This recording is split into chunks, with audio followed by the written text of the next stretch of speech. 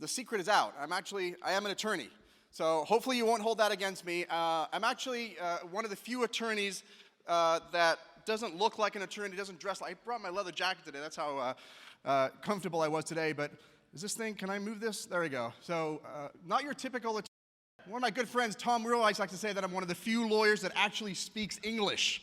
So we're going to use that superpower that I have and make sure that I can communicate as much as I can. As Stephanie said, I'm an attorney. I'm the founder and the CEO of Premier Law Group. I've actually been doing this for 24 years. That's why I've got the gray hair. Primarily represent real estate syndicators, make sure they stay out of jail. And I travel around the country kind of educating real estate investors as well. I'm the legal advisor to Ken. It was great to see Ken. Everybody enjoy Ken's presentation. That was amazing. Yep. I do a lot of content for Ken on his channel if you haven't checked out Ken McElroy. And I have a podcast as well. Anybody listen to the Real Estate Syndicator Live in here? Woo, look at that. That's a good one. Thank you for doing that. How many of you, this is a really tricky one, how many of you listen to Drunk Real Estate Podcast? I'm also one of the co-hosts of the Drunk Real Estate Podcast. We talk about anything real estate. We usually have a little bit of a beer or a glass of wine. Co-host there, Jay Scott, who's a pretty well-known author in the Bigger Pockets community, and AJ Osborne, who's a really great self-storage guy, and badass investor's husband, Kyle Wilson. But anyway, so my job today is to teach you the 5 things every syndicator must know to stay out of a jail. I've got a challenge here because usually this is probably like an hour and a half presentation. I'm going to do it in like 8 minutes. So I'm going to fly through this a little bit, and then I also want to talk to you guys about something else. So I think I'm going to do 4 of these, I've decided. This is how I'm going to do this. I'm going to do 4 of these, and then the 5th one I'm going to skip, and instead, how many of you guys have heard about this accredited investor rumor that it's actually going to change? I know a lot of people, yes, a lot of people have come up to me even today and said, hey, what's going on with this accredited investor thing? So I'm going to spend about 3 minutes talking about what I think is coming down for accredited investor, because if you're not an accredited investor, I think you're going to have an opportunity to do that. In fact, you can already do that today. How many know that you can actually become an accredited investor today, even if you don't have the income or net worth? Yeah, so we'll talk a little bit about that. All right. 5 things every syndicator must know to stay out of jail. Number 1 is creatively structuring your syndication deals is not going to work. A lot of people come to me and try and come up with these ridiculous structures trying to avoid securities laws, and that's kind of the fast track of you. By the way, let me just say something. Fast track for you to getting into jail. I'll tell you, I picked this topic for a reason, but that title for a reason. But unless you're committing fraud, like what Stephanie was saying, you're transferring stuff back and forth, or obviously you're defrauding your investors, you're going to go to jail for sure. Just ask Bernie Madoff. But most of this has to do with compliance, failure to comply with stuff. Most likely, the worst case scenario for you is you're going to have to guarantee your investors' return. You have to return all of their money plus interest, and you're probably going to be barred from raising money ever again. So this is really serious stuff. But one of the ways people get into trouble is they try and structure their deal creatively, right? They try and do these things as like joint ventures. How many people know about joint ventures, right? Let me structure this as a joint venture, or let me do this as a, as a promissory note instead of. They come up with all these creative ways, thinking that because they're doing it, they don't have to comply with securities laws, and that couldn't be further from the truth.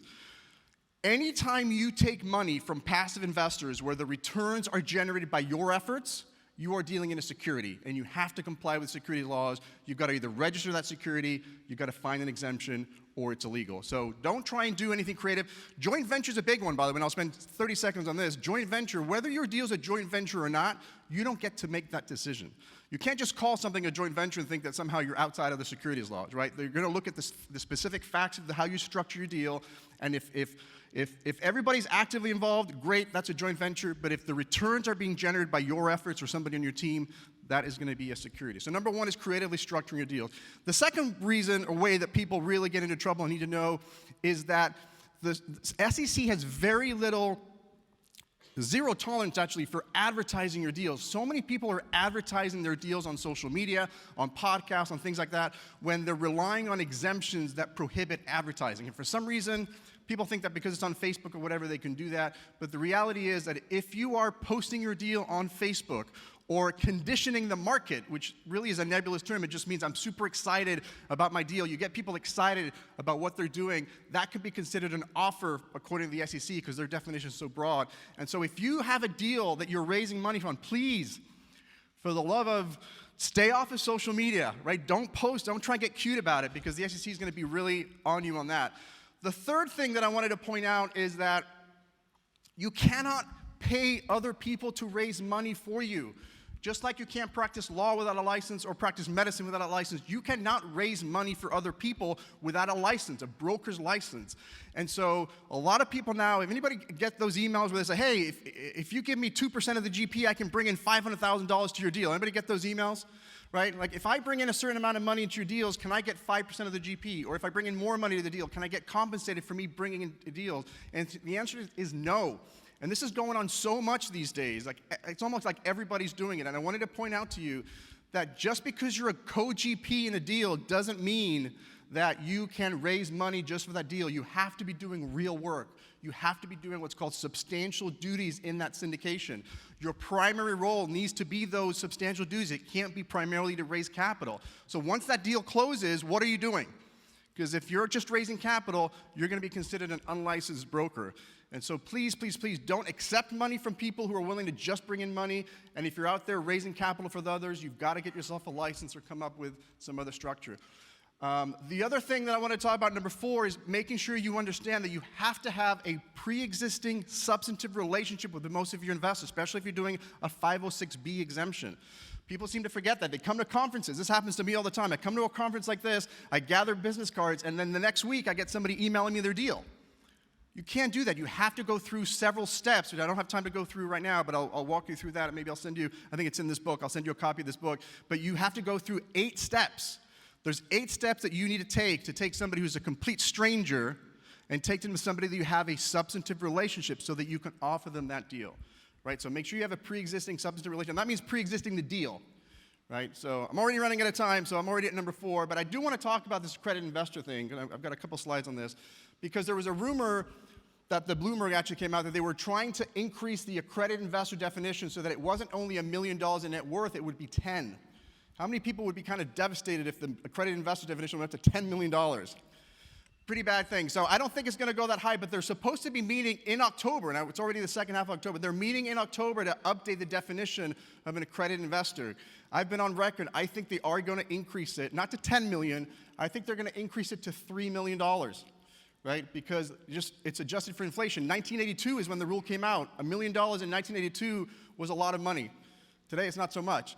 And so I believe that the accredited investor definition, in order for you to become one, become one automatically, is going to go up to $3 million, and that could come out as early as October, because this is when they're meeting. Right? Now, the good news is that there is an alternative method that they're working on through right now, which is they are talking about being able to take an exam.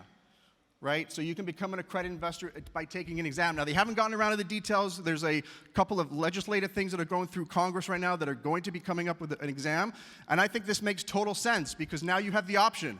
You can automatically qualify as an accredited investor over here. I think that number is going to go up to 3 million. Or you have another option of taking this exam. But the issue is this exam doesn't exist yet. But there is a way to do it. So if you're somebody who's interested in becoming an accredited investor, or maybe more importantly, you're a sponsor who would like to educate your investors to make them go from a non-accredited investor to an accredited investor, there's a way to do it, and that is by taking what's called the Series 65 exam.